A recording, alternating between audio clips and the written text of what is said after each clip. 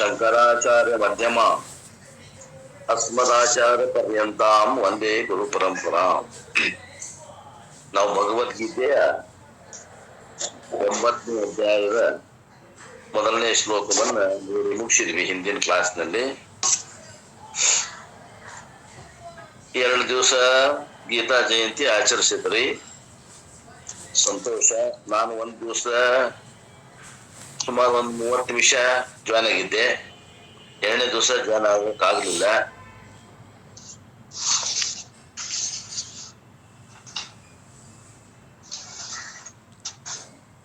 ಭಗವದ್ಗೀತೆ ಬಗ್ಗೆ 1-2 ಮಾತುಗಳನ್ನು ಹೇಳಿ ಇವತ್ತಿನ ಉಪನ್ಯಾಸವನ್ನ ಪ್ರಾರಂಭ ಮಾಡ್ತೇನೆ.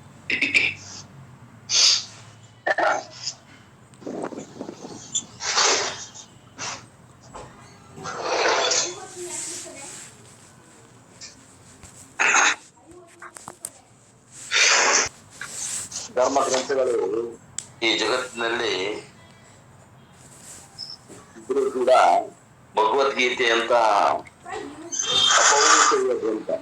ಅಪೌರುಷೇಯ ಅಂದ್ರೆ ಸಾಕ್ಷಾತ್ ಪರಮಾತ್ಮನಿಂದ ಬಂದಂತದ್ದು. ಉಳಿದ ಎಲ್ಲ ಮತವಾದಿಗಳ ಗ್ರಂಥಗಳು ಏನದಾವ ಅವೆಲ್ಲವೂ ಪುರುಷ ಬುದ್ಧಿಯಿಂದ ಬಂದಂತ ಶಾಸ್ತ್ರಗಳಲ್ಲ. ಮೊಹಮ್ಮದ್ ಪೈಗಂಬರ್ ತೋರ್ರಿ, ಯೇಸು ಕ್ರಿಸ್ತನ್ ತೋರ್ರಿ, ಅಥವಾ ಮತ್ತೆ ಯಾವುದೇ ಮತವಾದಿಗಳು ತೋರ್ರಿ, ಅವೆಲ್ಲ ಪುರುಷ ಪ್ರಯತ್ನ, ಪುರುಷ ಬುದ್ಧಿಶಕ್ತಿಯಿಂದ ಬಂದದ್ದು. ಭಗವದ್ಗೀತೆ ಇದು ಇದು ಕೂಡ ಋಷಿ ಮುನಿಗಳಾದ ಇವರು ಯಾರು ವ್ಯಾಸ ಮಹರ್ಷಿಗಳಾದ ಒಂದು ಇದನ್ನ ಬರದಾರ ಅಂದ್ರು ಕೂಡ ಇದರ ಮೂಲ ಎಲ್ಲೈತಿ ಅಂದ್ರೆ ಉಪನಿಷತ್ತುಗಳಲ್ಲಿದೆ. ಯಾವ ಉಪನಿಷತ್ತುಗಳು ಅಪೌರುಷೇಯ ವಾಣಿ ಅಂತಾರ, ಆ ಅಪೌರುಷೇಯ ವಾಣಿ ಆಧಾರದ ಮ್ಯಾಗದ. ಇದು ಏಕಾದಶಿ, ಯಾವುದು ಮೋಕ್ಷದ ಏಕಾದಶಿ ಅಂತ ಕರೀತಾರೆ. ಇದಕ್ಕೆ ಅರ್ಜುನ ಮತ್ತು ಕೃಷ್ಣನ ನಡುವೆ ಈ ನಡೆದ ಇದು ಸಂವಾದದ ದಿನ ಮಾರ್ಗಶಿರ ಮಾಸದ ಏಕಾದಶಿ ದಿನದ ಶುಕ್ಲ ಏಕಾದಶಿ ಅಂತ ಕರೀತಾರ. ಇದು ಹೆಂಗಿತ್ತು ಅಂದ್ರೆ ಇದೇ ದಿನಾನ ಅವತ್ತು ದಿವಸ ಏನು ಸಂವಾದ ನಡೀತು ಅರ್ಜುನ ಕೃಷ್ಣ ನಡುವೆ, ಅದೇ ದಿನವನ್ನ ಅವರು ಪ್ರತಿ ವರ್ಷ ಮಾರ್ಗಶಿರ ಮಾಸದ ಏಕಾದಶಿ ಶುಕ್ಲ ಏಕಾದಶಿ ದಿವಸ ಮೋಕ್ಷ ಏಕಾದಶಿ ಅಂತ ಆಚರಣೆ ಮಾಡುವಂತಹದ್ದು ಒಂದು ಪರಂಪರೆ. ಈ ಇದೇನದ ಈ ಕೃಷ್ಣ ಮತ್ತು ಅರ್ಜುನ ಸಂವಾದ ನಡೀತು. ಆ ಕುರುಕ್ಷೇತ್ರ ಇವತ್ತು ಎಲ್ಲಿ ಅದ ಅಂದ್ರೆ ಇವತ್ತಿನ ಹರಿಯಾಣದಾಗ ಬರ್ತದ್ರಿ. ಪ್ರತಿ ವರ್ಷ ಜಯಂತಿಯನ್ನ ಹರಿಯಾಣದಾಗ ವಿಜೃಂಭಣೆಯಿಂದ ಸರ್ಕಾರದ ವತಿಯಿಂದ ಆಚರಣೆ ಮಾಡ್ತಾರೆ. ಭಗವದ್ಗೀತೆ ಬಗ್ಗೆ ಅಪೌರುಷೇಯ ವಾಣಿ ಅಂತ ಹೇಳಿ ನಾವು ದಿನ ಹಾಡುವಂತ ಏನು ಒಂದು ಆರತಿ ಪದ ಅದ, ಆ ಆರತಿ ಪದದ ಒಂದು ಅರ್ಥವನ್ನ ಸಾರಾಂಶ ಹೇಳ್ಬೇಕು ಅಂತ ಇಚ್ಛಾ ಮಾಡಿ ನಾನು ಸ್ವಲ್ಪ ಅದೊಂದು 6-7 ನುಡಿ ಅದಾವ ಅವನು ಹೇಳ್ತೇನೆ.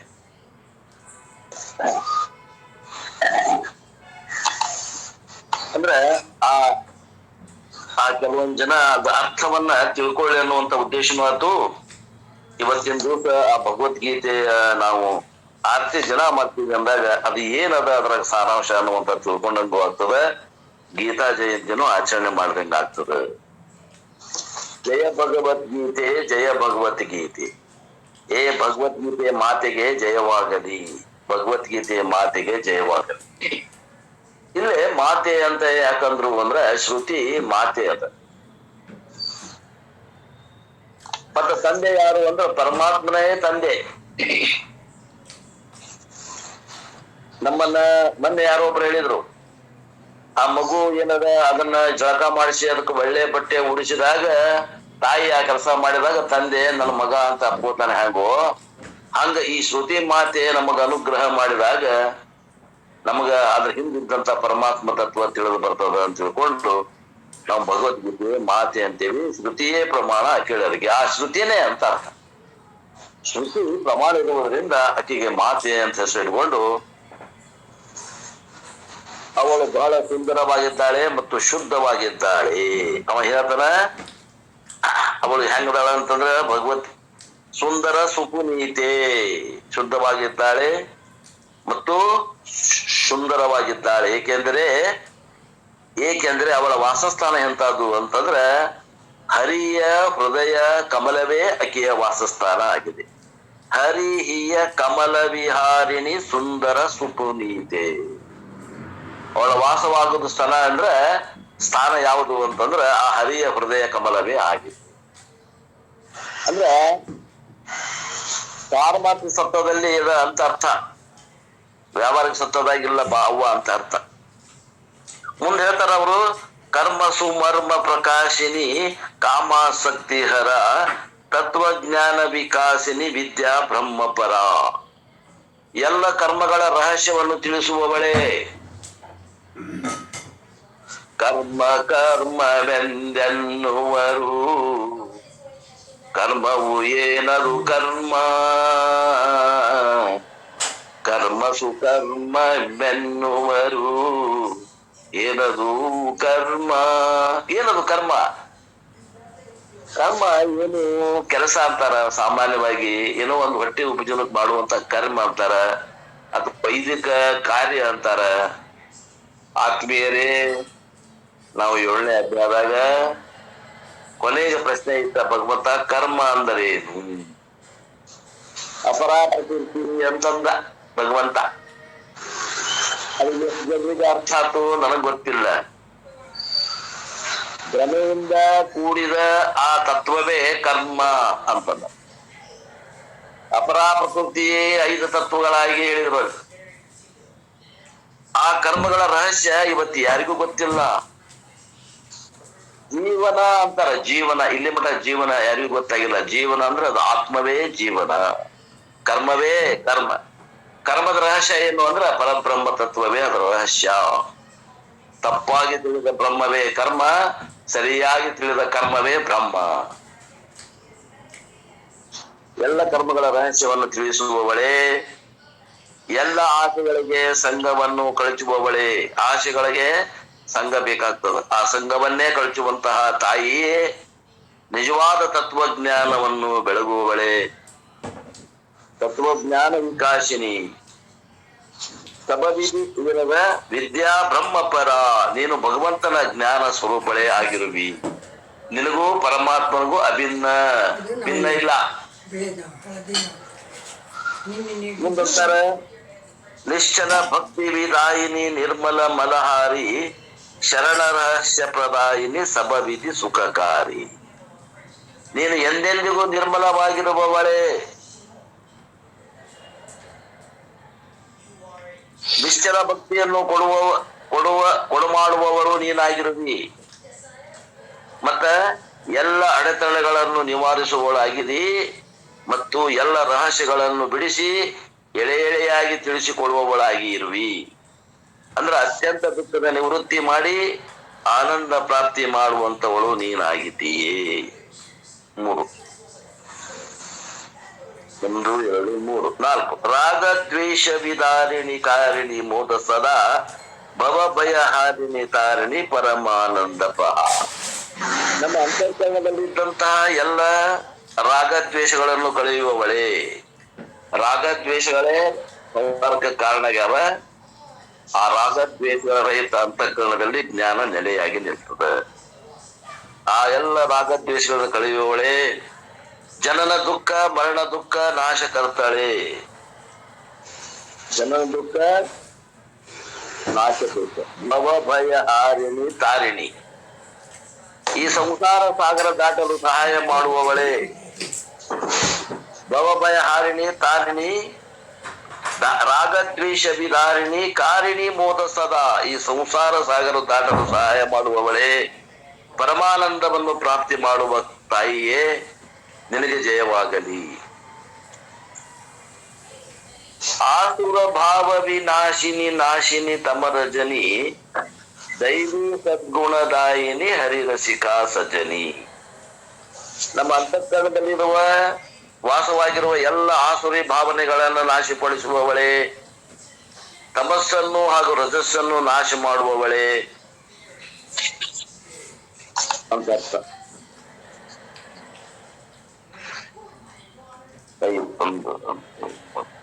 ಆಸುರ ಭಾವ ವಿನಾಶಿನಿ ನಾಶಿನಿ ತಮರಜನಿ ದೈವಿ ಸದ್ಗುಣದಾಯಿನಿ ಹರಿರಸಿಕಾ ಸಜನಿ.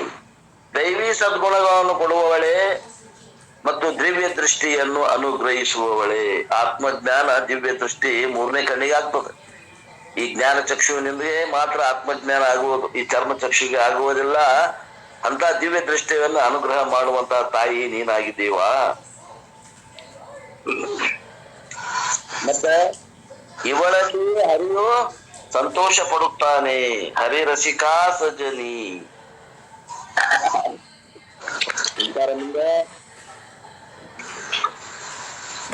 ಸಮತಾ ತ್ಯಾಗ ಶಿಖಾಮಣಿ. ನೀನು ಸಮತೆಯ ಪ್ರತೀಕವಾಗಿದ್ದೀಯೇ, ನೀನು ತ್ಯಾಗದ ಸ್ವರೂಪವೇ ಆಗಿರುವೆ. ಸಮತಾ ತ್ಯಾಗ ಶಿಖಾಮಣಿ, ನೀನು ತ್ಯಾಗದ ಸ್ವರೂಪವೇ ಆಗಿರುವೆ. ಹರಿಮುಖಕಿ ವಾಣಿ ಅಥವಾ ಹರಿಮುಖಕಿ ಬಾಣಿ ಅಂತಾರವರು. ಸ್ವತಃ ನೀನು ಹರಿಮುಖದಿಂದ ಬಂದ ವಾಣಿಯೇ ನೀನಾಗಿರುವೆ. ಸಕಲ ಶಾಸ್ತ್ರಕ್ಕೆ ಸ್ವಾಮಿನಿ, ಶ್ರುತಿಯೋಂಕಿ ರಾಣಿ. ಎಲ್ಲ ಶಾಸ್ತ್ರಗಳಿಗೂ ನೀನೇ ಯಜಮಾನಿಯಾಗಿರುವಿ ಮತ್ತು ಎಲ್ಲ ಶ್ರುತಿಗಳಿಗೂ ನೀನೇ ರಾಣಿಯಾಗಿರುವಿ. ಭಗವತ್ ಮಾತೆ, ಭಗವದ್ಗೀತೆ. ಏ ಮಾತೆ, ನಿನಗೆ ಜಯವಾಗಲಿ. ದಯಾಸುದ ಬರಸಾವನಿ ಮಾತು ಕೃಪಾಕಿ ಜಯ. ದಯೆ ಮತ್ತು ಹೃದಯ ಮಳೆಯನ್ನೇ ಸುರಿಸುವವಳು ನೀನಾಗಿರುವೆ. ಮಾತೆ, ನಿನ್ನ ಕೃಪೆಗೆ ಬಂದು ಜಯಕಾರವಿರಲಿ. ಮಾತು ಕೃಪಾಕಿ ಜೈ. ಹರಿಪದ ಪ್ರೇಮ ದಾನಕರ ಅಪನೋ ಕರಲಿ ಜೈ. ನಮಗೆ ಹರಿಯ ಸ್ವರೂಪವನ್ನು ಪ್ರೇಮದಿಂದ ದಾನ ಮಾಡಿ ನಮ್ಮನ್ನು ನಿನ್ನಂತಾಗಿಸಿಕೋ ಅಂತ ಅರ್ಥವನ್ನ, ಆ ಸಾಮಾನ್ಯವಾದ ಆರ್ತಿ ಪದದ ಹಿಂದಿ ಪದದ ಅರ್ಥವನ್ನ ಸರಳ ಭಾಷೆಯಲ್ಲಿ ಹೇಳಲಿಕ್ಕೆ ಪ್ರಯತ್ನ ಮಾಡಿದೆ. ಈ ಭಗವದ್ಗೀತೆ ಏನದ ಅರ್ಜುನ ವಿಷಾದದೊಂದಿಗೆ ಪ್ರಾರಂಭ ಆಗ್ತದೆ.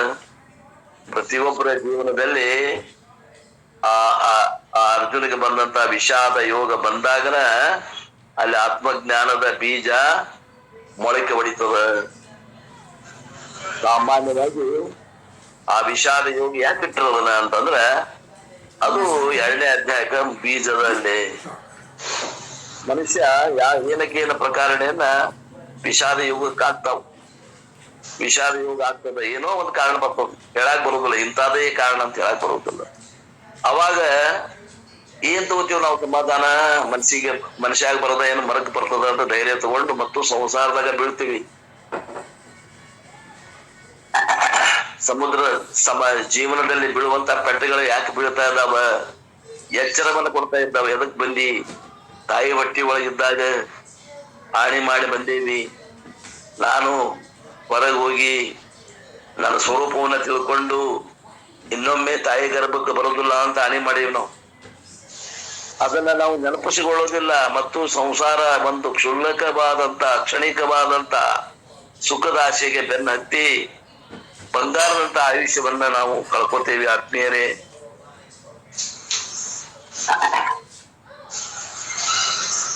ಮೂರು ಲೋಕದ ಗಂಡನಾದಂತ ಅರ್ಜುನನ ಕೈಯಲ್ಲಿ ಬಿಲ್ಲು ಬಾಣ ನಿಲ್ತಾ ಇಲ್ಲ. ಯಾಕ? ದುಃಖದಿಂದ ಕೂಡ್ಯಾನ. ನಮ್ಮ ಜನರು ಕಾಯ್ತಾರ, ಅವರೆಲ್ಲರೂ ತಮ್ಮ ಸಂಸಾರದಿಂದ ವಂಚಿತರಾಗ್ತಾರ. ಅಲ್ಲೆಲ್ಲ ಸ್ತ್ರೀಯರು ವಿಧವೆಯರಾಗ್ತಾರ.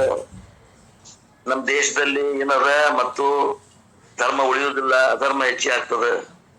ಇವೆಲ್ಲ ಆಗ್ಬಾರ್ದು ಅಂದ್ರೆ ಯುದ್ಧ ಆಗ್ಬಾರ್ದು ಅಂತ ಒಂದು ಆಸೆ ಅದು. ಕ್ಷತ್ರಿಯರನ್ನ ತೊಗೊಂಬಂದ್ ನಿಲ್ಸಿದಾನ ಭಗವಂತ. ನಿನ್ನ ಕರ್ತವ್ಯ ಏನು? ಕ್ಷತ್ರಿಯರ ಕೆಲಸ ಯುದ್ಧ ಮಾಡೋದು. ಕೆಲವು ಮಂದಿ ಅಂತಾರ ಭಗವದ್ಗೀತೆಯೊಳಗೆ ಯುದ್ಧ ಮಾಡಕ್ ಹೇಳ್ಯಾನ ಭಗವಂತ.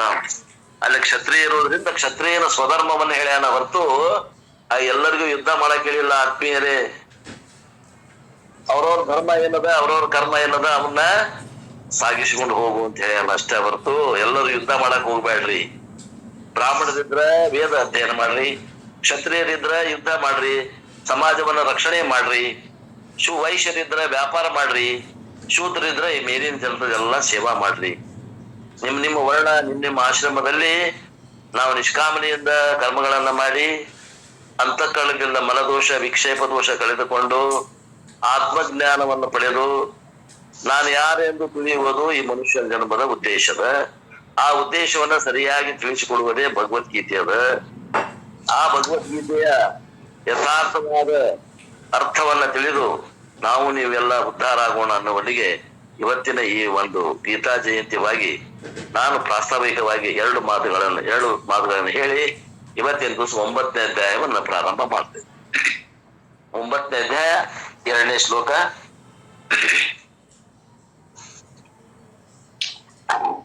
ರಾಜವಿದ್ಯಾ ರಾಜಗುಹ್ಯಂ ಪವಿತ್ರಂ ಇದಂ ಉತ್ತಮಂ ಪ್ರವಕ್ಷ್ಯಾವಗಮಂ ಧರ್ಮ್ಯಂ ಸುಸುಖಂ ಕರ್ತವ್ಯಂ ಅವ್ಯಯಂ. ಇದಂ ರಾಜವಿದ್ಯಾ, ಈ ವಿಜ್ಞಾನ ಸಹಿತವಾದ ಜ್ಞಾನವು ಎಲ್ಲ ವಿದ್ಯೆಗಳಿಗೆ ರಾಜವಿದೆ.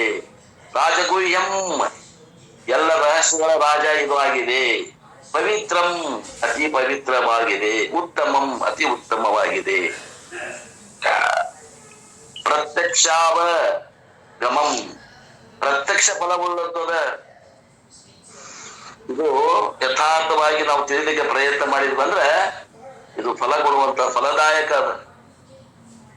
ಸುಮ್ಮನೆ ಕಾಲಹರಣ ಮಾಡುವಂತ ಗ್ರಂಥ ಅಲ್ಲ. ಕಾದಂಬರಿ ಕಥೆ ಇದು ಒಂದು ಕಾಲಹರಣ, ಟೈಮ್ ಪಾಸ್, ಮನರಂಜನೆಗೆ ಓದುವಂತ ಗ್ರಂಥ, ಅಭ್ಯಾಸ ಮಾಡುವಂತ ಗ್ರಂಥ ಅಲ್ಲ.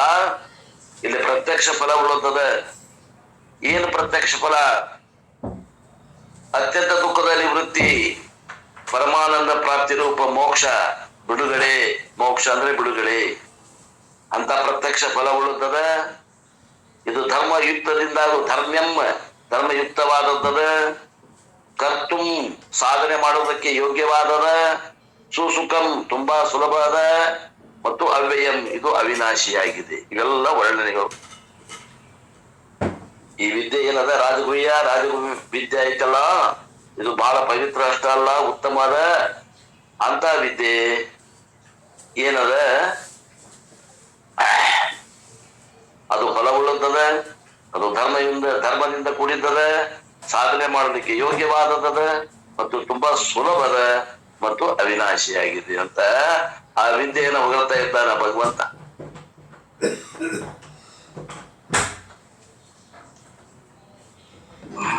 ಈ ವಿಜ್ಞಾನ ಸಹಿತವಾದ ಜ್ಞಾನವು ಎಲ್ಲ ವಿದ್ಯೆಗಳ ರಾಜ, ಎಲ್ಲ ರಹಸ್ಯಗಳ ರಾಜ, ಅತಿ ಪವಿತ್ರ, ಅತಿ ಉತ್ತಮ, ಪ್ರತ್ಯಕ್ಷ ಫಲವುಳ್ಳದ್ದು, ಧರ್ಮಯುಕ್ತವು, ಸಾಧನೆಗೆ ತುಂಬಾ ಸುಲಭವು ಮತ್ತು ಅವಿನಾಶಿಯಾಗಿದೆ. ಇದು ಎಂದೂ ನಾಶ ಆಗುವುದಿಲ್ಲ, ಎಂದೆಂದೂ ನಾಶ ಆಗುವುದಿಲ್ಲ ಆತ್ಮೀಯರೇ. ಅಂತ ವಿದ್ಯೆ ಅದ.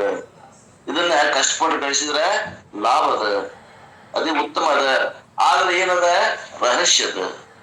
ಹೇಳಿದ್ರೆ ಸರಳವಾಗಿ ತಿಳಿಯುವುದಿಲ್ಲ. ತಿಳಿಲಿಕ್ಕೆ ಅಂತಃಕರಣ ಹದ ಇರಬೇಕು. ಒಂದು ಹೊಲದಾಗಿನ ಬೆಳೆ ಬರ್ಬೇಕಂದ್ರ ಹೊಲ ಹದ ಮಾಡ್ತೀವಿ. ಆ ಹದ ಮಾಡಿ ಅದಕ್ಕೆ ಮಳೆ ಬೆಳೆ ಎಲ್ಲ ಇದ್ದಾಗ ಬೆಳೆ ಬರ್ತದ. ಬೀಜ ಸರಿಯಾದ ಬೀಜ ಬಿತ್ತರಿ ಮಳೆ ಬಿದ್ದ ಮೇಲೆ ಬೆಳೆ ಬರ್ತದ. ಹೇಗೋ ಹಾಗೆ ಇಲ್ಲಿ ಭಗವಂತ ಏನೋ ಮಳೆ ಸುರಿಸ್ತಾನ, ವೇದಾಂತ ಅನ್ನುವಂತ ಮಳೆ ಸುರಿಸ್ತಾನ. ಆದ್ರ ತೆಳಗ ಹದವಾದ ಭೂಮಿ, ಸರಿಯಾದ ಬೀಜ ಇದ್ರೆ ಫಲ ಬರ್ತದ ಹೊರತು ಆ ಹದವಾದ ಭೂಮಿ ಇತ್ತು ಬೀಜ ಇಲ್ಲಂದ್ರೂ ಫಲ ಬರುವುದಿಲ್ಲ.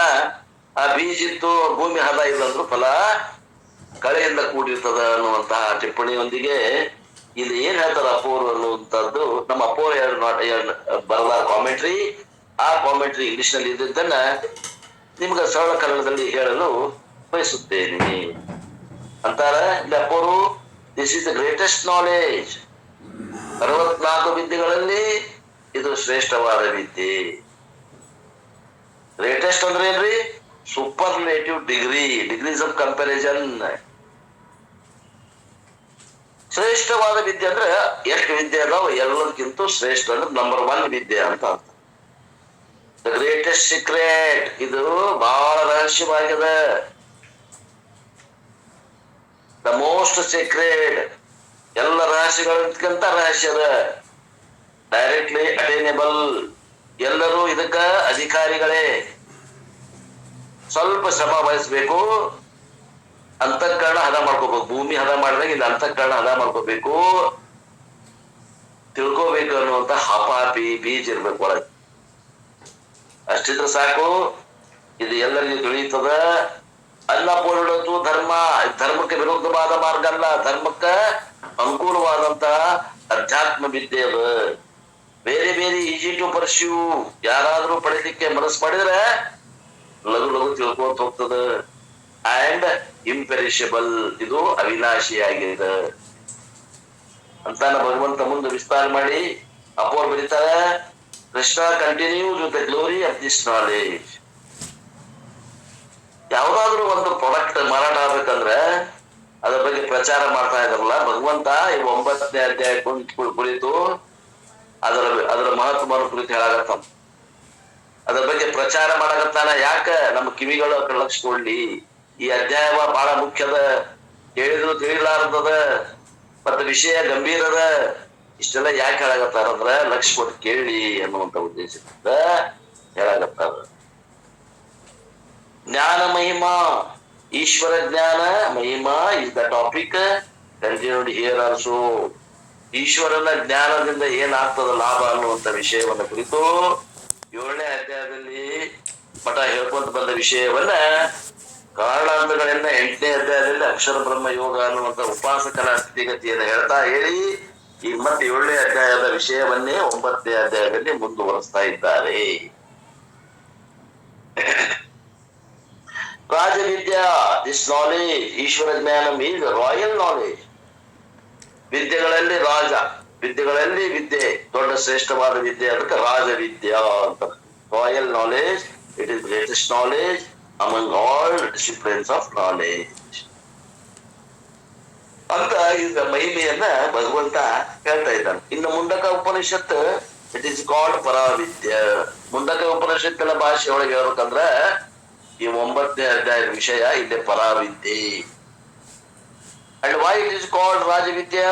ಇದಕ್ಕೆ ಯಾಕೆ ರಾಜವಿದ್ಯಾ ಅಂತಾರಂದ್ರ you can give several reasons. ಅದಕ್ಕೆ ಅನೇಕ ಕಾರಣಗಳನ್ನು ಕೊಡ್ಬಹುದು. ಏನ್ ಒಂದು ಕಾರಣ ಹೇಳಿದ್ರೆ ಅಂದ್ರೆ ಈ ಜ್ಞಾನ ಏನ್ ಮಾಡ್ತದ, ಇದು ಪರಮಾತ್ಮನ ಎತ್ತರ ಮಟ್ಟದ ಇರುವಂತ ನಿರ್ಗುಣ ಸ್ವರೂಪವನ್ನು ತಿಳಿಸಿಕೊಡ್ತದೆ. ಯಾವುದು ನಿಜವಾದ ತತ್ವವಿದೆಯೋ, ಯಾವುದು ನಿಜವಾಗಿ ಸತ್ಯವಾಗಿದೆಯೋ ಅದನ್ನ, ಈ ತತ್ವವನ್ನ ಯಥಾರ್ಥವಾಗಿ ತಿಳಿಸಿಕೊಡುವಂತದ್ದು 9ನೇ ಅಧ್ಯಾಯ. Whereas all other branches of knowledge deal with only changing creation or even changing aspect of the Lord which comes under Maya or Mithya. ಇನ್ನು ಉಳಿದ ಜ್ಞಾನಗಳು ಹೆಂಗದಾವು, ಲೌಕಿಕ ಜ್ಞಾನಗಳು ಹೆಂಗದಾವು ಅಂತಂದ್ರ ಅವು ಕೇವಲ ವಿಷಯದ ಬಗ್ಗೆ ಅದಾವ, ಪರಮಾತ್ಮನ ಬಗ್ಗೆ ಇಲ್ಲ. ಇನ್ನು ಕೆಲವು ಮಂದಿ ಪರಮಾತ್ಮನ ಬಗ್ಗೆ ಹೇಳ್ಯಾರಂದ್ರೂ ಕೂಡ ಸಗುಣ ಸಾಕಾರ ಪರಬ್ರಹ್ಮದ ಕುರಿತು ಹೇಳ್ಯಾರ. ಆದ್ರೆ ಇಲ್ಲಿ ಹೇಳಿದ್ದೇನದ ಪಾರಮಾರ್ಥಿಕ ಸತ್ತಾದಿಂದ ಕೂಡಿದಂತ ನಿರಾಕಾರ ನಿರ್ಗುಣ ಪರಮಾತ್ಮ ತತ್ವವನ್ನ ಹೇಳಿದ್ದಾರೆ. So therefore this knowledge deals with the reality. ಭಗವಂತ ನಿಜವಾಗಿ ಏನು ಅನ್ನುವಂತದ್ದನ್ನ ಈ ಅಧ್ಯಾಯದಲ್ಲಿ ಹೇಳ್ತಾ ಇದ್ದಾರೆ. All other disciplines of knowledge deal with unreal or mithya. ಈ ಜಗತ್ತಿನ ಏನ್ ವಿದ್ಯೆಗಳದಾವ, ಫಿಸಿಕ್ಸ್, ಕೆಮಿಸ್ಟ್ರಿ, ಎಕನಾಮಿಕ್ಸ್, ಹಿಸ್ಟ್ರಿ, ಇವೆಲ್ಲ ಹೆಂಗದಾವು ಅಂತಂದ್ರೆ ಇವೆಲ್ಲ ಅನ್ರಿಯಲ್, ಮಿಥ್ಯಾ. ಮಿಥ್ಯಾ ಅಂತಂದ್ರೆ ಇವು ಇವತ್ತದಾವ, ನಾಳೆ ಇಲ್ದಾಗ ನಾಶ ಆಗುವಂತವು. ಇದು ಏನದ, ಈ ಅಧ್ಯಾಯದಲ್ಲಿ ಹೇಳಿದಂತ ವಿಷಯ ಅವಿನಾಶಿಯಾಗಿದೆ. ಆದ್ದರಿಂದ ಇದು ಬಹಳ ಶ್ರೇಷ್ಠ ಮಟ್ಟದ ಜ್ಞಾನ, ಗ್ಲೋರಿಯಸ್, ಇದರ ಮಹಿಮೆ ಅಪಾರ. ಅಂಡ್ ಸೆಕೆಂಡ್ಲಿ, 2ನೇ ಮಾತು ಏನಂದ್ರ ಈ ಜ್ಞಾನ ಪ್ರತಿಯೊಬ್ಬರನ್ನ ಮುಕ್ತರನ್ನಾಗಿ ಮಾಡುವಂತ ಜ್ಞಾನದ, liberating knowledge which will give you fulfillment at all levels. ನಮಗ ಸಂತೃಪ್ತಿಯನ್ನು ಕೊಡ್ತದೆ ಎಲ್ಲ ಹಂತದಲ್ಲಿ. Because we have sense of limitation at different levels. ನಮಗ ಈ ಲಿಮಿಟೇಷನ್ಸ್ ಅಂದ್ರೆ ಪರಿಮಿತಿಗಳು, ಅನೇಕ ಪರಿಮಿತಿಗಳು ಅದಾವು. ಆ ಎಲ್ಲ ಪರಿಮಿತಿಗಳನ್ನ ದಾಟಿ ಪರಿಮಿತಿ ರಹಿತವಾದಂತ ಆನಂದವನ್ನು ಕೊಡ್ತದೆ ಈ 9ನೇ ಅಧ್ಯಾಯ. Because we have sense of limitation at different levels. Physical sense of limitation. ದೈಹಿಕ ಮಟ್ಟಕ್ಕೆ ವಿಚಾರ ಮಾಡಿದ್ರೆ ಕೆಲವೊಂದಷ್ಟು ನಮಗೆ ಬೇಡಿಕೆಗಳದಾವ. So not satisfied with my physical personality and therefore constantly I have to do plastic surgery. ನೋಡ್ ಈಗೇನಂತಾರ, ಎಲ್ಲ ಕರೀರಿ, ನಾನು ಸ್ವಲ್ಪ ಮೂಗು ಸರಿ ಇಲ್ಲ, ಯಾಕೋ ಮೂಗು ಸ್ವರ್ತದ, ಅದಕ್ಕೆ ಏನ್ ಮಾಡ್ತೀನಿ, ನಾನು ಪ್ಲಾಸ್ಟಿಕ್ ಸರ್ಜರಿಗೆ ಹೋಗ್ತೇನೆ. ಎಲ್ಲಿ ತಿದ್ಕೊಳಗತ್ತ ನಿಮ್ಮ ಫಿಸಿಕಲ್ ಪರ್ಸನಾಲಿಟಿ ಭೌತಿಕವಾದ ತನ್ನ ಆಕಾರದಲ್ಲಿದ್ದಂತಹ ಕುಂದುಕೊರತೆಗಳನ್ನ ತಿದ್ಕೊಂಡು ಪೂರ್ಣ ಆಗ್ಬೇಕು ಅಂತ ಫಿಸಿಕಲ್ ಲೆವೆಲ್. ಇದಕ್ಕೇನಂತಾರ? ಇದು ಒಂದು ಪರ್ಸನಾಲಿಟಿ, ಇದು ಒಂದು ವ್ಯಕ್ತಿತ್ವ ಮನುಷ್ಯ. And therefore constantly I have to do plastic surgery. Then there is a dissatisfaction with my psychological personality. ನನ್ನ ಮಾನಸಿಕ ಸ್ಥಿತಿಗತಿಗಳನ್ನು ವಿಚಾರ ಮಾಡಿ ಅಲ್ಲಿ ನಾನು ಪೂರ್ಣ ಇಲ್ಲ, ಅಪೂರ್ಣದೇನೆ ಅನ್ನುವಂತ ಭಾವ ಬರ್ತದೆ. I am not loved by all the people. ನನಗೆಲ್ಲಾ ಸುತ್ತಮುತ್ತಲಿನ ಜನರು ಎಲ್ಲ ನನ್ನ ಪ್ರೀತಿಯಿಂದ ಕರೆದು ಬಾ ಅನ್ನುವಂತ ಸತ್ಕಾರ ಸನ್ಮಾನ ಮಾಡುವುದಿಲ್ಲ. ಆದ್ರಿಂದ ನಾನು ಏನದೆ ಮಾನಸಿಕವಾಗಿ ಕೊರಗ್ತಾ ಇದ್ದೇನೆ. ಇದು ಏನದ? ಇದು ಒಂದು ಹಂತ. ಮನುಷ್ಯ ಕೊರಗುದು ಹಂತಗಳು. ದೈಹಿಕವಾಗಿ ಕೆಲವೊಂದು ಸಮಸ್ಯೆಗಳು ಇರ್ತಾವ, ಮಾನಸಿಕವಾಗಿ ಕೆಲವೊಂದು ಸಮಸ್ಯೆಗಳು ಇರ್ತಾವ. ಎಲ್ಲ ಸಮಸ್ಯೆಗಳನ್ನ ದಾಟಬೇಕು ಅಂತಾನ ಮನುಷ್ಯ. ನಾನ್ ದಾಟಿ ಪೂರ್ಣ ಆಗ್ಬೇಕು ಅಂತಾನ ಒಳಗ ಬೈಕೆ ಅದ ಆತ್ಮೀಯರೇ. I am not loved by the person, I am not cared by anyone. ನನಗೆ ಯಾರು ದರ್ಕಾರ ಮಾಡೋರಿಲ್ಲ ಅಂತಾನ. My son doesn't respect me. ನನ್ನ ಮಗ ನನಗೆ ಕಾಳಜಿ ಮಾಡವಲ್ಲ. My daughter doesn't talk to me. ನನ್ನ ಮಗಳು ನನ್ನ ಕೂಡ ಶಡ್ಕೊಂಡು ಮಾತಾಡೋದು ಬಿಟ್ಟಾಳ ಅಂತಾನ. These are psychological deprivation. ಇವೆಲ್ಲ ಸೈಕಾಲಜಿಕಲ್ ಅಂದ್ರೆ ಮಾನಸಿಕವಾದಂತ ಸಮಸ್ಯೆಗಳು. Which will cause under set of problems. ಇವೆಲ್ಲ ನಮಗೆ ಮನುಷ್ಯನ ಆಳದಲ್ಲಿ ಕೊರಿತಾ ಇದ್ದಾವೆ. ಇವನ್ ದೋ physically I am comfortable, financially also comfortable, like A man came and told me. ಕೆಲವು ಮಂದಿ ಇರ್ತಾರ ದೈಹಿಕವಾಗಿ ಯಾವ ತೊಂದರೆ ಇರುವುದಿಲ್ಲ, ದೇಹದಾಗೂ ಆರೋಗ್ಯ ಇರ್ತದೆ, ಆಮೇಲೆ ಆರ್ಥಿಕವಾಗಿಯೂ ಸಬಲ ಇರ್ತಾರ. ಆದ್ರ ಯಾರೋ ಮನುಷ್ಯ ಆರ್ಥಿಕವಾಗಿ ಸಬಲ ಇದ್ದ, ದೈಹಿಕವಾಗಿ ಯಾವ ಕಾಯಿಲೆ ಇದ್ದಿದ್ದಿಲ್ಲ, ಒಳ್ಳೆ ಆರೋಗ್ಯ ಇತ್ತು. ಬಂದ್ ಅಪ್ಪನ ಮುಂದೆ ಹೇಳಿದಂತ, my children provide me everything. ಎಲ್ಲ ನನ್ನ ಮಕ್ಕಳು ನನಗೆ ಕೊಡಾಕತ್ತಾರ. The moment I sneeze they call doctor. ನಾನೇನೋ ಒಂದ್ ಸ್ವಲ್ಪ ಸೀನಿದೆ ಅಂದ್ರೆ ಅವರು ನನ್ನ ವೈದ್ಯರ ಹತ್ರ ಕರ್ಕೊಂಡು ಹೋಗ್ತಾರ, ವೈದ್ಯರನ್ನ ಮನೆಗೆ ಕರೀತಾರ. Such a wonderful children are there. ಇಂತ ಒಳ್ಳೆ ಮಕ್ಕಳು ನನಗೆ ಸಿಗ್ತಾರೆ. Everything I need is there. ನಾ ಏನ್ ಬಯಸ್ತೇನೆ, ನನ್ನ ಒಂದ್ ಏನೋ ಸ್ವಲ್ಪ ಕಷ್ಟಂತ ಕೆಮ್ಮಿನ ಬಂದ ನನ್ನ ಸೇವಾದಿಗಳನ್ನು ಮಾಡುವಂತ ಮಕ್ಕಳು ಮೊಮ್ಮಕ್ಕಳು ನನಗದಾರ ಅಂತಾನವ. But my only complaint is ಬಂದ್ ನೋಡ್ರಿ. ಹೆಂಗದಿರಿ ಸರ? ಆರಾಮದಿರಿಪಾ, ಸಿದ್ಧಾರೂಢರ ಆಶೀರ್ವಾದದಿಂದ ಆದ್ರ ಬಂದ್ ನೋಡ್ರಿ. ಆದ್ರ ಅಂತ ಬಂತ ನೋಡ್ರಿ ಚಾಪ್ಲ ಮುಂದೆ. ಯಾಕೋ ಪೆನ್ಷನ್ ಆಗಿರಲ್ರಿ ಇನ್ನ ಅಂತಲ್ಲ. ಅಲ್ರಿ ಮತ್ತೆ ಇದೇ ಆರಾಮ ಇದ್ರಿ ಅಂದ್ರಿ, ಮತ್ ಪೆನ್ಷನ್ ಆಗಿಲ್ಲ ಅಂತ್ರಿ. ಹೌದು, ಯಾಕೋ ಪೆನ್ಷನ್ ಲೇಟ್ ಆತಲ್ರಿ ಅಂತ. ಆದ್ರ ಅಂತ ಬಂತ ಮುಂದೆಲ್ಲ ಹಿಂದಿಂದೆಲ್ಲ ಹೋದ್ ಆರಾಮದೇವಿ ಅಂತಾನ ಮಾತಿಗೆ ಚಾಲು. ಯಾಕೋ ನನ್ನ ಮೊದಲಂಗ್ ಮಾತಾಡಬಾಳ್ರಿ, ಯಾಕೋ ನನ್ನ ಮಗ ಮೊದಲಂಗ್ ನೋಡಬಾಳ್ರಿ. ಎಲ್ಲಾ ಅದರಿ ತಿನ್ನಾಕ ಉನ್ನಾಕ ಎಲ್ಲ ಕೊಟ್ಟು ಬರ್ತಾನ ದೇವ್ರು. ಆದ್ರೆ ಯಾಕಂದ್ರೆ ಒಳಗೆ ಒಂದ್ ಸ್ವಲ್ಪ ಅಸಮಾಧಾನ ಇದೆ. The complaint is they do not spend some time talking to me. ಅವ್ರು ಯಾರಿಗೂ ನನ್ ಕೂಡ ಒಂದು 10 ನಿಮಿಷ ಮಾತಾಡಿ ಕಾಲ ಕಳಿಬೇಕು, ನನ್ನ ಮಾತನ್ನ ಕೇಳ್ಬೇಕು ಅನ್ನುವಂತ ಅಷ್ಟು ಗೊತ್ತಿಲ್ರಿ ಅಂತನವ. ಓಹೋ, ಇಟ್ ಈಸ್ ಎ ಪ್ರಾಬ್ಲಮ್. ಹಂಗ ಈ ಸಮಸ್ಯೆ ಐತಿ. So psychologically finding dissatisfied. ಆಧ್ಯಾತ್ಮಿಕವಾಗಿ ಇವಾಗ ಏನಾಗೈತಿ? ಅಸಮಾಧಾನ ಅದ. Still there is a greater dissatisfaction for the intellectuals. ಒಬ್ಬವ ಬೌದ್ಧವಾದಿ ಅದನ್ನ. ಬೌದ್ಧವಾದಿ ಅಂದ್ರೆ ಭೌತಿಕ ಮಟ್ಟದಿಂದ ಅಗ್ನಿ ಪ್ರಬುದ್ಧ ಅದನ ಅಂತ. ಬೌದ್ಧವಾದ ಬೌದ್ಧ ಧರ್ಮ ಅಲ್ಲ, ಭೌತಿಕ ಮಟ್ಟದಿಂದ ವಿಚಾರ ಮಾಡುವಂತ ಒಬ್ಬ ವ್ಯಕ್ತಿ ಅದಾನ, ವಿಚಾರವಾದಿ ಅದಾನ, ಇಂಟೆಲೆಕ್ಚುವಲ್ ಅದಾನ, ಬಹಳ ಜ್ಞಾನ ಅದಾನ. An intellectual person wants to understand the creation in its totality. ಏನಿದು ಭಗವಂತ ಸೃಷ್ಟಿ ಮಾಡ್ಯಾನ?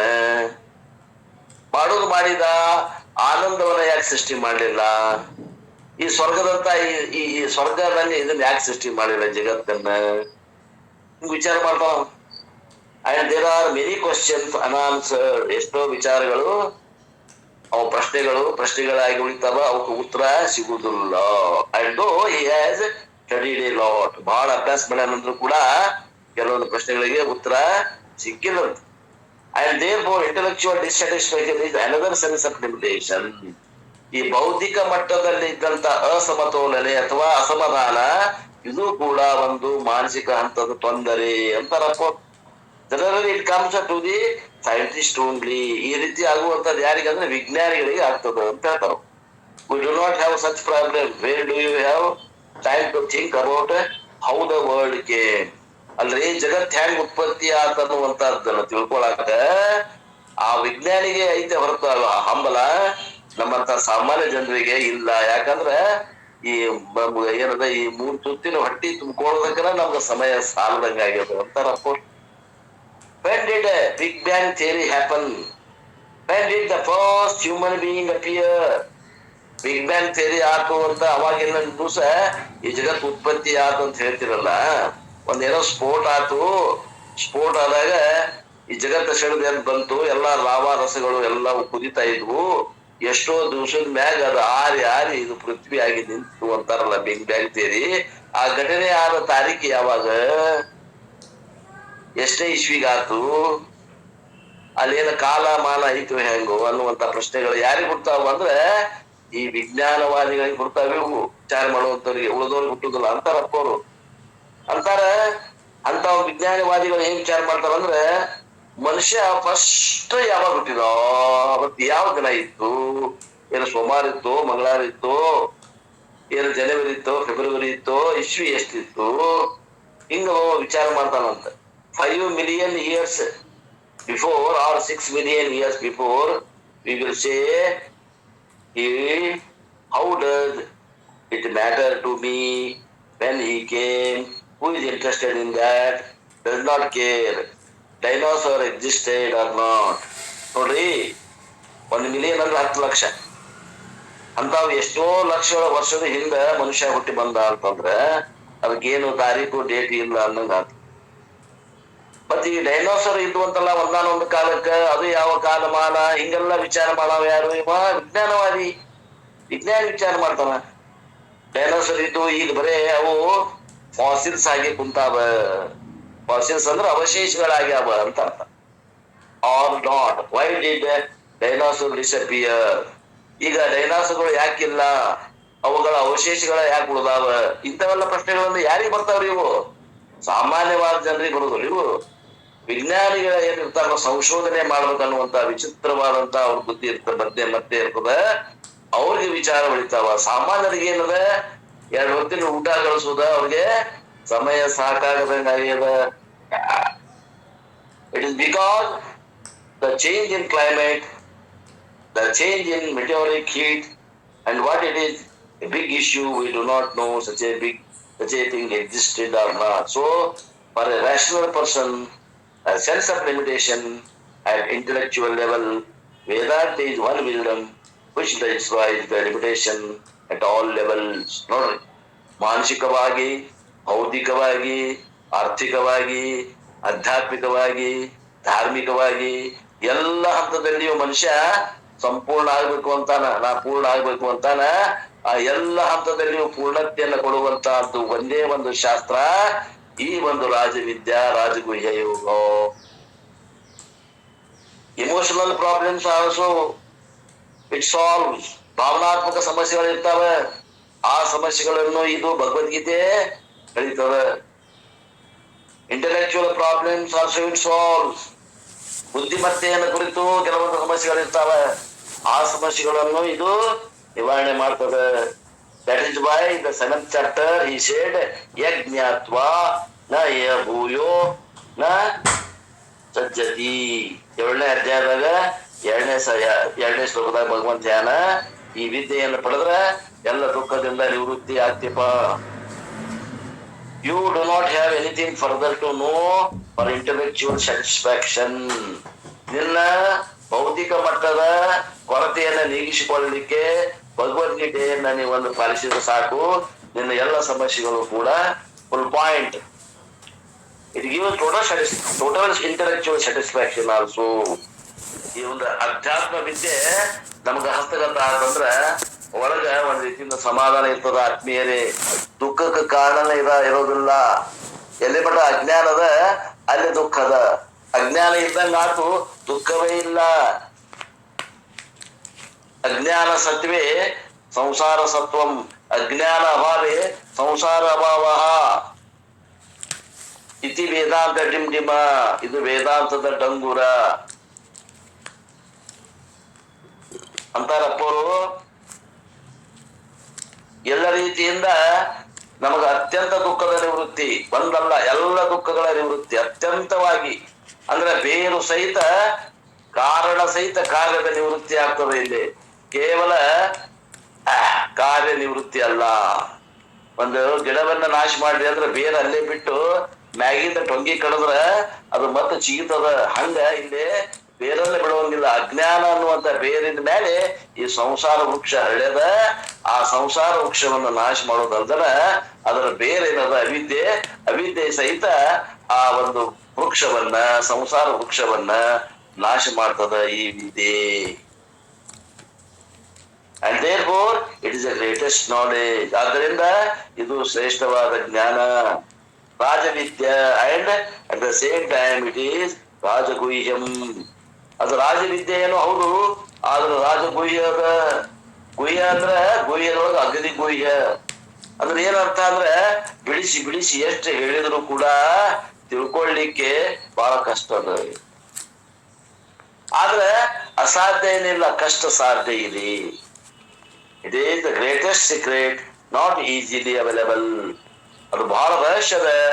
ಅದನ್ನ ಸ್ವಲ್ಪ ಪ್ರಯತ್ನ ಮಾಡಿದ್ರೆ ಏನೋ ಸಿಕ್ಕಿತ ಹೊರತು ತಾನೇ ನಮ್ಮ ಹಣೆ ಬರದಾಗಿದ್ದ ಶೀಲಿ ಅನ್ನುವಂತ ಸಾಧಕರಿಗೆ ಅದು ಬಹಳ ಕಬ್ಬಿಣದ ಕಡಲೆ ಇದ್ದಂಗೆ. ಆ ಕಬ್ಬಿಣದ ಕಡಲೆಯನ್ನ ತಿನ್ಲಿಕ್ಕೆ ಕಬ್ಬಿಣದ ಅಂದ್ರೆ ಉಕ್ಕಿನ ಹಲ್ಲೆ ಬೇಕಾಗ್ತಾವ ಅನ್ನೋ ಹಾಗೆ ಇಲ್ಲಿ ಏನಪ್ಪ, ಈ ವಿದ್ಯೆ ಬಹಳ ಕಠಿಣ ವಿದ್ಯೆ ಅದ, ಹೇಳಿದ್ರು ತಿಳಿಲಾರ್ದಂತದ. ಅದಕ್ಕೆ ಮೈಯೆಲ್ಲ ಕಣ್ಣಾಗಿ ಕೇಳ್ರಿ ಅಂತ ಭಗವಂತ ಹೇಳ್ತಾನೆ.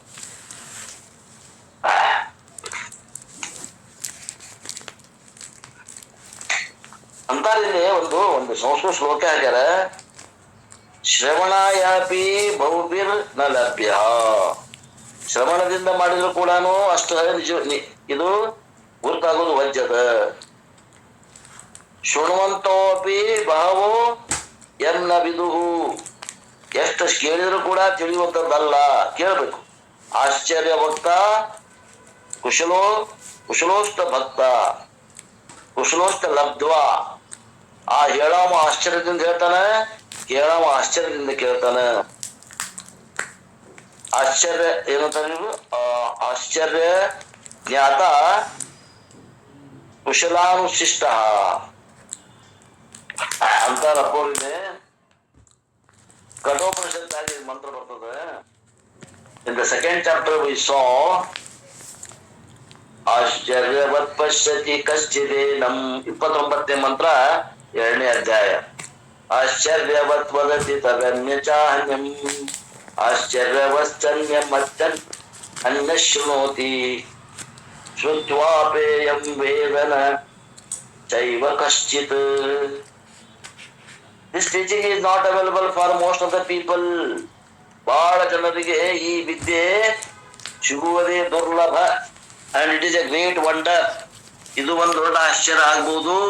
ವ್ಯಾಸಾಚಾರ್ಯ says greater wonder is, in spite of learning for 25 years, there are many people who manage not to understand. ಅಂತಾರಪ್ಪೋರು ವ್ಯಾಸಾಚಾರ್ಯ says great wonder is. ಏನಂತಾರ ವ್ಯಾಸಾಚಾರ್ಯರು ಅಂದ್ರೆ, ಏನಪ್ಪ ಆಶ್ಚರ್ಯ ಇದು ಗ್ರಂಥದಾಗ, ಈ ವಿಷಯದಾಗ, ಭಗವದ್ಗೀತೆ ವಿಷಯದ ಗ್ರಂಥದ ವಿಷಯದಾಗ ಏನ್ ಆಶ್ಚರ್ಯಪ್ಪ ಅಂತಂದ್ರೆ, 25 ವರ್ಷ ಮಟಾನು ಕೂಡ ಅಭ್ಯಾಸ ಮಾಡಿದವರಿಗೂ ಕೂಡ ಅವ್ರು ಇನ್ನೂ ತಿಳುವಳಿಕೆನ ಬಾರದಂಗನ ಉಳ್ಕೊಂಡಾರ. ಇದು ಆಶ್ಚರ್ಯ. ಅವರು ಸ್ಟಿಲ್ ಗ್ರೇಟರ್ ವಂಡರ್. ಇದಕ್ಕಿಂತ ಇನ್ನೂ ಆಶ್ಚರ್ಯಚಕಿತವಾದಂತ ವಿಚಾರ ಏನಂದ್ರೆ, I did not say that Vyasacharya, ನಾ ಹೇಳುದಿಲ್ರಿ ಅಂತಾರಪ್ಪೋರು. ಇದನ್ನ ವ್ಯಾಸ ಮಹರ್ಷಿಗಳೇ ಹೇಳ್ತಾರೆ. 25 ವರ್ಷ ಆದ್ರಿ ಭಗವದ್ಗೀತೆ ಕೈಯಾಗಿ ಹಿಡ್ಕೊಂಡು ಅದು ಏನ್ ಹೇಳ್ತೈತೆ ಅನ್ನೋದ ತಿಳಿವಾರ್ದು ಬಿಡ್ರಿ. ಶ್ರುತ್ವಾ ಬೇ ಏನಂ, it continues to be secret even after secret. So what more great secret you want? 25 ವರ್ಷ ಆಗಿ ಈಗ ಗುರುಗಳಿಂದ ಕೇಳಿದ್ರು ಕೂಡ ಇನ್ನು ಯಥಾರ್ಥವಾಗಿ ತಿಳಿದಿಲ್ಲ ಅಂದ್ರೆ ಇದಕ್ಕಿಂತ ರಹಸ್ಯವಾದದ್ದು ಇನ್ನೇನ್ ಅನ್ಬೇಕ್ರಿ ಅಂತ. ಯಾರಂತಾರ? ನಾ ಅನ್ನೋದಿಲ್ರಿಪ್ಪ, ವ್ಯಾಸಾಚಾರ್ಯರು ಅಂತಾರ ಅಂತ ಹೇಳ್ತಾರ. Therefore, Rajaguhyam, Guhya Nama Rajaguhyam. In Sanskrit, it is a special kind of compound called Raja Dantati compound. Guhanam Rajaguhyam. ವಿದ್ಯಾನಾಂ ರಾಜವಿದ್ಯಾ. ವಿದ್ಯೆಗಳಲ್ಲಿ ರಾಜ ಇದ್ದಿದ್ದು ರಾಜವಿದ್ಯಾ, ಗುಹ್ಯದೊಳಗ ರಾಜ ಇದ್ದಿದ್ದು ಗುಹ್ಯ ಯೋಗ, ಗುಹ್ಯ ನಾಮ. ಆದ್ದರಿಂದ ಇದು ರಾಜವಿದ್ಯಾ ರಾಜಗುಹ್ಯ ಅನ್ನುವಂತ ಮಾತನ್ನಿದೆ ಹೇಳಕತ್ತಾನ ಭಗವಂತ. Then what is the next glory of the wisdom? ಈ ಜ್ಞಾನದ ಮುಂದಿನ ಮಹಿಮೆ ಯಾವುದು ಅಂದ್ರೆ ಪವಿತ್ರಂ. ಪವಿತ್ರ ಅಂದ್ರೆ ಏನು? It is the greatest purifier in the creation. ಇದು ಸೃಷ್ಟಿಯೊಳಗ ಅತ್ಯಂತ ಶುದ್ಧೀಕರಿಸಲು ಬೇಕಾದಂತಹ ವಸ್ತು. ಗ್ರೇಟೆಸ್ಟ್ ಪ್ಯೂರಿಫೈಯರ್ ಅಂದ್ರ ಇದು ನಮ್ಮ ಅಂತಃಕರಣವನ್ನು ಸ್ವಚ್ಛಗೊಳಿಸ್ತದೆ. ಸಮಾಜದಲ್ಲಿ, ಪೇಟೆಯಲ್ಲಿ ಬಟ್ಟೆ ತೊಳೆಯುವುದಕ್ಕೆ ಸಾಬೂನುಗಳದಾವ. ಮನಸ್ಸು ತೊಳೆಯುವಂತಹ ಸಾಬೂನು ಯಾವುದು ಅಂದ್ರೆ ಅದು ಭಗವದ್ಗೀತೆ. ಆದ್ದರಿಂದ ಇಟ್ ಇಸ್ ಎ ಪ್ಯೂರಿಫೈಯರ್. ಅದು ಅಂತಃಕರಣವನ್ನ, ಮಲಿನವಾದ ಅಂತಃಕರಣವನ್ನ ಸ್ವಚ್ಛಗೊಳಿಸುವಂತಹ ಒಂದು ಸಾಬೂನದು. which removes all impurities in the form of karmas. ಯಾವ ಅಂತಃಕರಣದಲ್ಲಿ, ಜೀವಿಗಳ ಅಂತಃಕರಣದಲ್ಲಿ ಏನು ಅಶುದ್ಧತೆ ಐತಿ, ಕರ್ಮಗಳು ಅದಾವು, ಅಶುದ್ಧ ಕರ್ಮಗಳು, ಅಶುದ್ಧಗಳು. ಅವೇನು ಕರ್ಮಗಳು ಅದಾವ? ಅವು ಯಾವ್ಯಾವ ನಮೂನೆ ಅದಾವ ಕರ್ಮಗಳು? ಸಂಚಿತ ಕರ್ಮಗಳು ಅದಾವ, ಆಗಾಮಿ ಕರ್ಮಗಳು ಅದಾವ. Impurities in the form of karma. ಕರ್ಮ ಎಂಬ ದೋಷಗಳು ಅದಾವ. ವಿಚ್ ಮೀನ್ಸ್ ಪುಣ್ಯ ಪಾಪ ಕರ್ಮಾಣಿ. ಅವಕ್ಕೇನಂತಾರ? ಪುಣ್ಯ ಪಾಪ ಕರ್ಮಗಳು ಅದಾವ. ಎಲ್ಲದಾವು? ಅಂತಃಕರಣದಾಗ ಅದಾವ. Impurities in the form of ಯಾವ ರೂಪದಾಗ ಅದಾವ್ರಿ ಅವು? ರಾಗ, ದ್ವೇಷ, ಕಾಮ, ಕ್ರೋಧ, ಮೋಹ, ಲೋಭ ಏನದಾವಲ್ಲ ಈ ರೂಪದಾಗ ಅಂತಃಕರಣದಾಗ ಅದಾವ. ಯಾವುವು? ದೋಷಗಳು. The psychological impurities and the worst impurity is ignorance. ಇವು ಎಲ್ಲವುಗಳಿಗೆ ಶಿಖರಪ್ರಾಯವಾದದ್ದು, ಅಡಿಗಲ್ಲ ಪ್ರಾಯವಾದದ್ದು ಯಾವುದು ಅಂದ್ರೆ ಅಜ್ಞಾನ. All the impurities it destroys and therefore it is pavitram. ಎಲ್ಲ ಅಪವಿತ್ರವಾದಂತಹ ಪಾಪಗಳನ್ನ ನಾಶ ಮಾಡುವುದರಿಂದ ಇದಕ್ಕೆ ಪವಿತ್ರ ಅನ್ಬೇಕಾಗ್ಯದ. The fourth chapter Krishna said, ನಹಿ ಜ್ಞಾನೇನ ಸದೃಶಂ ಪವಿತ್ರಮಿದ ವಿದ್ಯತೆ, and therefore it is not ordinary purifier. ಇಂಥ ಶುದ್ಧಗೊಳಿಸುವಂತಹ ವಸ್ತು ಜಗತ್ತಿನಲ್ಲಿ ಇನ್ನೊಂದಿಲ್ಲ. ಆದ್ದರಿಂದ ಇದು ಏನದ? ಪ್ಯೂರಿಫೈಯರ್ ಅದ, ಶುದ್ಧೀಕರಣ ಮಾಡುವಂತ ಅಥವಾ ಮನದ ಮಲಿನವನ್ನು ತೊಳೆಯುವಂತಹ ಸಾಬೂನು ಅದ. ಉತ್ತಮಂ ಪವಿತ್ರಂ, it is the greatest purifier. ಇಂಥ ಸೋಪು, ಅಂತಃಕರಣವನ್ನು ಸ್ವಚ್ಛ ಮಾಡುವಂತಹ ಸೋಪು ಇನ್ನೊಂದಿಲ್ಲ. Time at 3. What is time now? 3:48. 4:48. 3:48. 3:48. Okay.